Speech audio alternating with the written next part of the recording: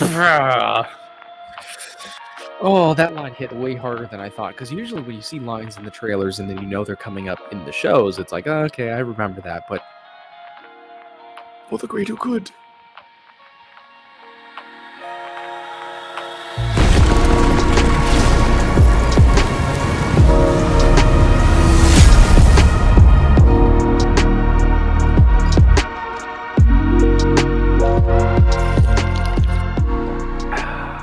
Hello and welcome back to Coffee on Korriban. Today I am reacting to Andor, episode 11 on Disney+. Very excited for this episode. I think it's called Daughter of Ferrix, so I'm assuming we're going to go back to Ferrix and see Marva. B2 Emo again. I'm really excited to see him again. Very interesting droid. And maybe this is the setup episode for the finale, part one of the finale, whatever you want to call it. But I think we're going to see something really important. And some people might be complaining, why are we going back to Ferrix? I love it. It's such a rich world. It's similar, but not exactly like everything we've seen before. It's like a mix between Braca and Tatooine. It's really fascinating. I love all the locations in this show so far. Last week was the absolute best episode that we've ever gotten from any live action Star Wars before, even Mandalorian 16.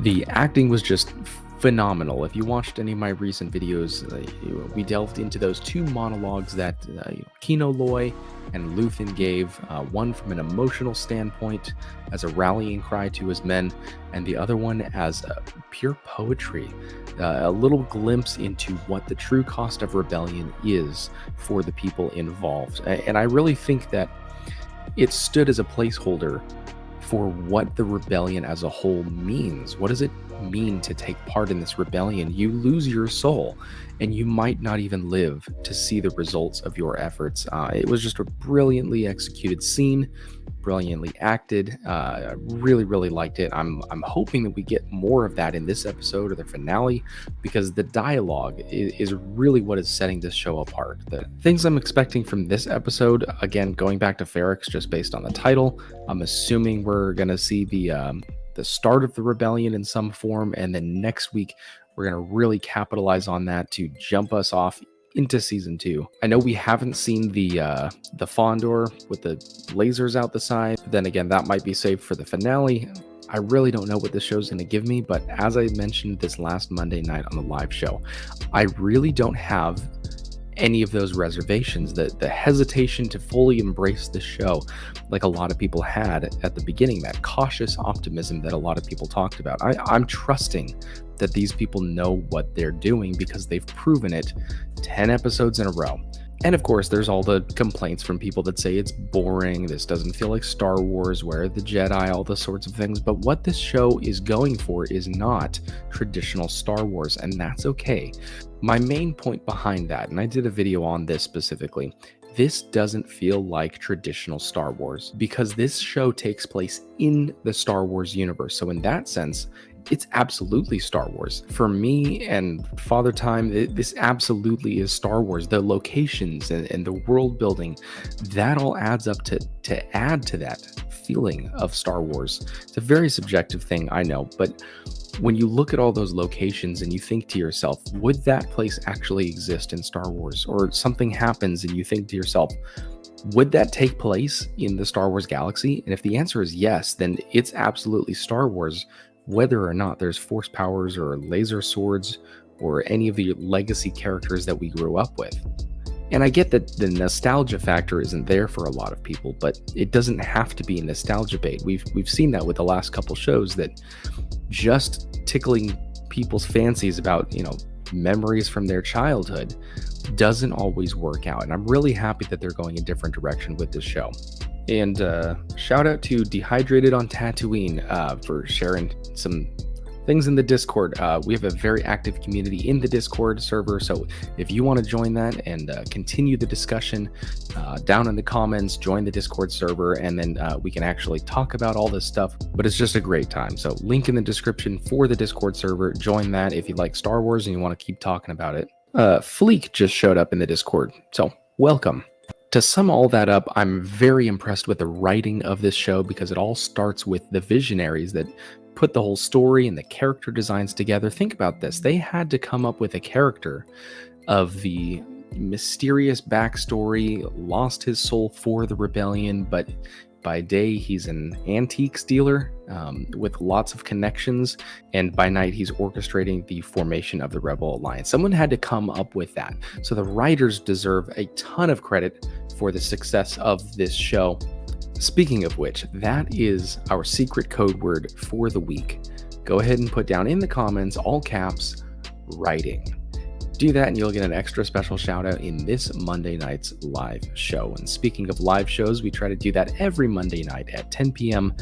Have some co-hosts that are regular guests. They're excellent. The discussions we have are fantastic, digging into these episodes and really figuring out why certain scenes work so well as playing some games and going over Star Wars news. It's always just a fantastic time. The chat is very lively, and I appreciate all of you guys for showing up for that. But let's get into this episode right now. Very, very excited. Is this going to be part one of the finale, or is this just the tension builder for the finale that we're getting next week? I don't know, but I'm ready. You better be ready. 3, 2, 1, go. I hope we get more Cyril eating cereal, because honestly, that's the only reason I'm here. Oh yeah, Bix, I forgot she was dying. This is a long recap. Yeah, see, this is another thing we were talking about this last Monday. There's a lot of loose ends, but I honestly wouldn't mind all that much if they don't wrap up every single one. It's very, glimpsy as far as like you can see a little piece of what's going on, but you don't get the full picture, and I'm okay with that. Any other show, I would be demanding that they tie up every loose end, but for this one, it doesn't really matter all that much. Now, obviously, I want to know what happens to the characters, but I'm okay if like we just don't find out what happens to a person. They played their part, like Kino. We don't need to know what happens to him. He played his part, and he's either off doing something or at the bottom of the ocean. I don't know. And again, the music is just choice. Are we climbing into Mordor here? Oh, that's the Fondor. Is it? Or is it like a patrol vehicle? Man.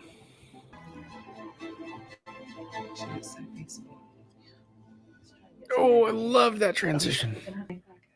She would have wanted it that B2? way. Is that B2? Heartbreaking. We're gonna take her out in a minute if you want to say goodbye. Bruh, Marva's dead? I don't want to be alone. I want Mama Marva. It's a piece of metal. Till I get back. Why do we feel this way? Yeah, who's the sneaky hat guy? Melshi, calm down. That guy looks like the Underminer. Not good. This was last night. Why is she there? I was hoping for Kenobi. Why are you here? It's like a revolving door, except it just like turns 90 degrees. That's cool. The cinematography is just so good. And the architecture is fascinating. Again, can I just go there? Like, that's all I want, is just to go there and look around. I will say, it just hit me. That, I think, is the most emotion we've ever seen out of a droid. But K2, so I don't even think he was that emotional when he was dying. Oh, yeah. The torture. The child screaming torture. Oh, man. I expect an honest answer. If I'm not sure it's the truth, I'll have to call back Dr. Gorst. And she's contemplating Davos Golden's offer. And you trust him. See, there's so many little gaps in the story that we're getting hints at about, how she set up these funds and transferring the to the different accounts, and also in the previous scene, the little hints of Chandrillan tradition. It's all so fascinating, but they're only giving us little bits and pieces, which is helping to sell the larger world. Because there is a larger world and we're only able to see a little bit of it. And I know that I'm missing something, so don't worry, all you guys that say I'm talking during this, I'm going to rewind that a little bit. Don't worry. What about the 80 million from Aldani? Where did that go? Jeez, that acting is so good. Oh, it's this guy again. Is that you, sir? Yes. Hello, Sergeant. Apologies, sir. I knew you Bruh. Eat some cereal. Forget about it. Oh, I want that blaster. So bad. And the credit, like, honestly, I just want the credits. And the manifesto. Just release Nemec's manifesto. Please. More Saw. Here we go. What's all Lovely. this? Put it down or give it back. Yeah, the lightsaber staff. Or do we think he's an associate of Jocasta Nu? Who was he before all of this happened? Why? You were so eager for it. How do you know I won't tell it? I don't know what you'll do. He's so intimidating. It's far from ideal for either of us. All of your sources. Try to concentrate. Mm-hmm. Someone with Krieger? He's been planting Someone at ISP? people Maybe there's someone everywhere. here with me. Krieger pulls out, we wave him off. They'll know they'll have to wonder. They'll trust nothing. Just like you're doing it right now. Wow. For the greater good. Call it what you will.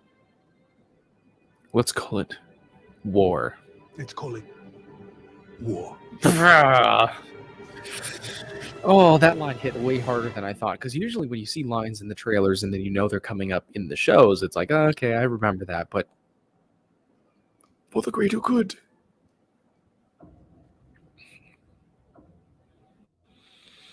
Again, I want that suit. I want it. What is his angle? What is his motivation? We still don't know. Which is amazing because I love the mystery surrounding his character. He's so convincing, but at the same time, too mysterious. The negotiations are ongoing and our representatives Love are this involved, code but talk. There's a number of other buyers on the ground, and your presence would only complicate the bidding at this point.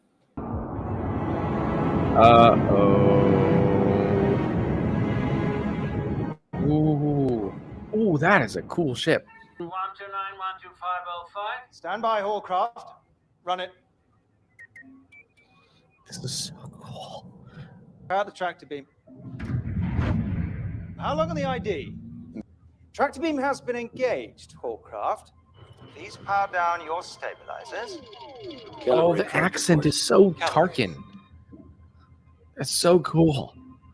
Obviously, it's not him, but Confirm request, Hallcraft. oh, What is that? what? That is the coolest thing. That is fascinating. I can see that. Oh, and the sound. And the TIE bomber. Tractor beacon is down. This is such a dope ship. Oh, the bomber's done. Oh, that looks so good. Yep. Laser swords. Those didn't look like lightsabers. I know a lot of people were saying that they were lightsabers. Man. What a mess. That was so fun. That was just pure fun.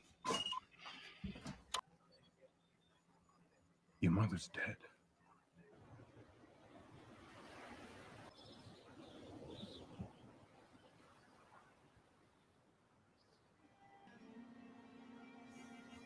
It's a beautiful shot, though.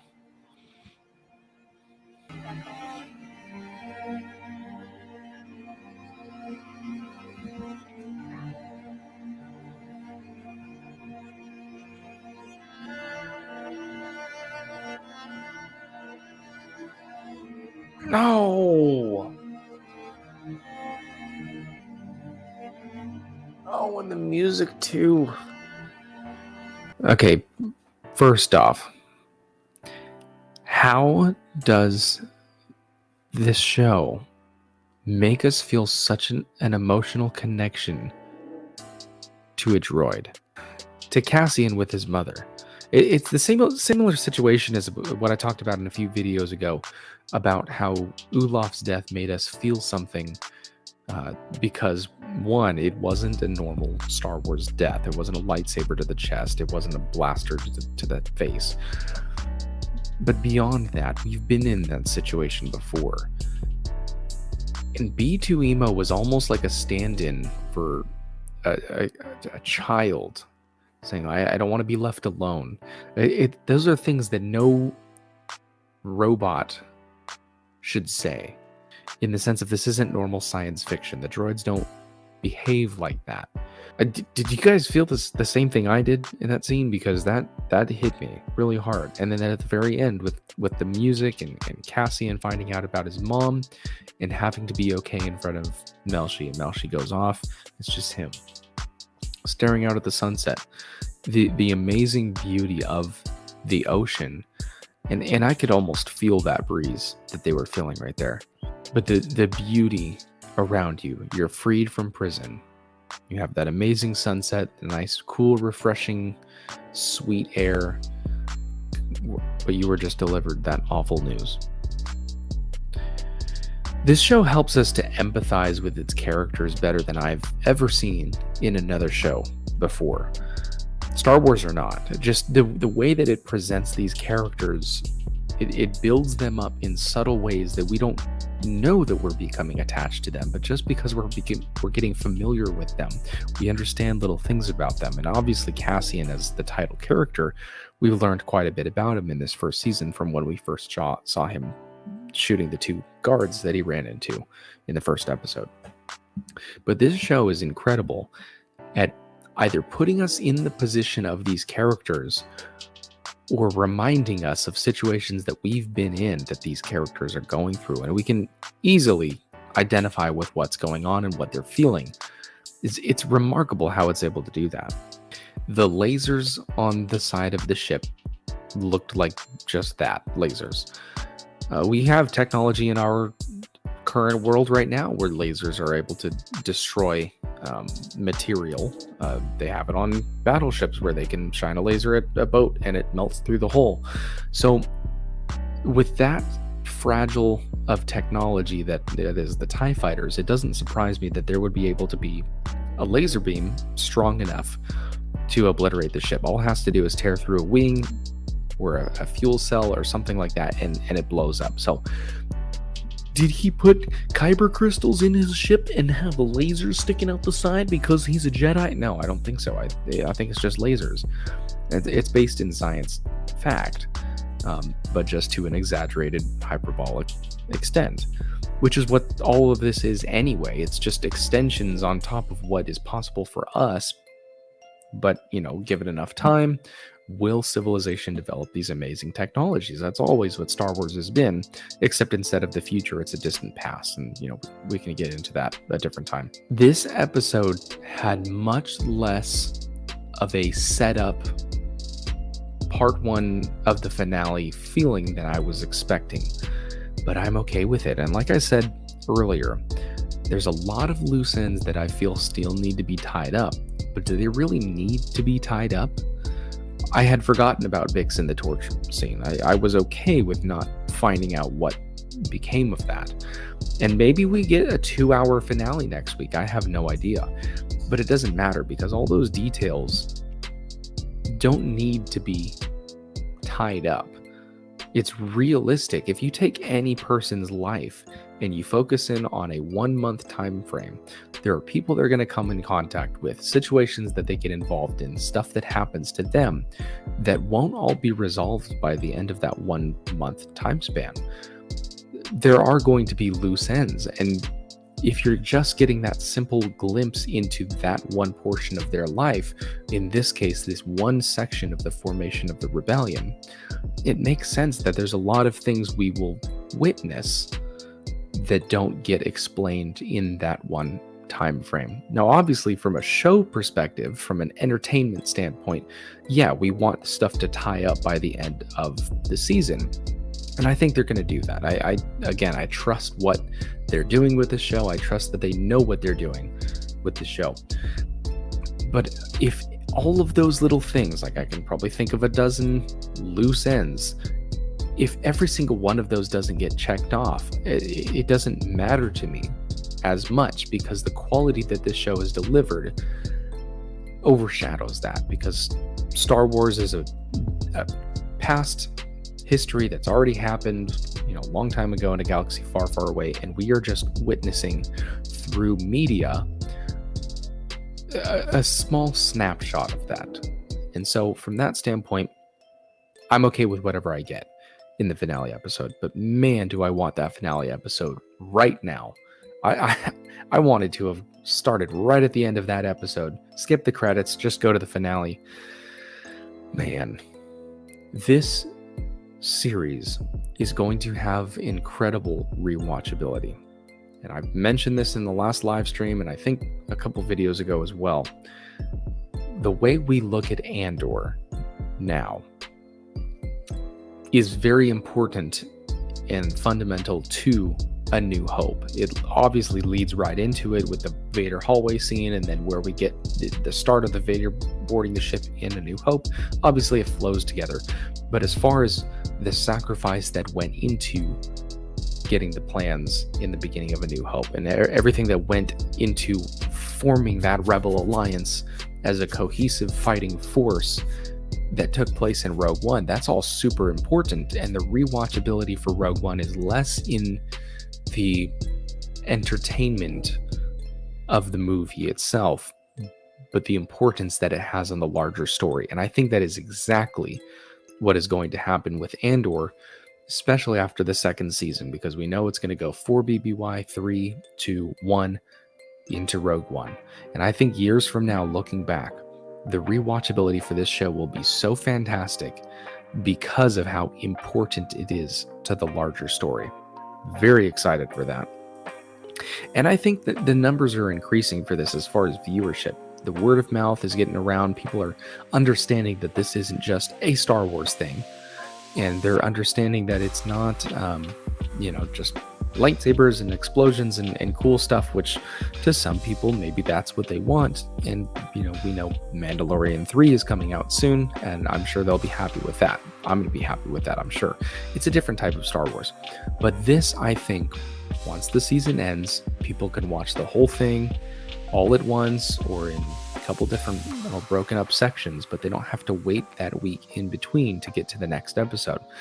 I think the people that are maybe less casual Star Wars fans, or maybe they didn't even want to give this show a chance because of Book of Boba Fett and Kenobi, and they feel scorned by those, maybe they're going to be open to watching this when they hear, man, you know what?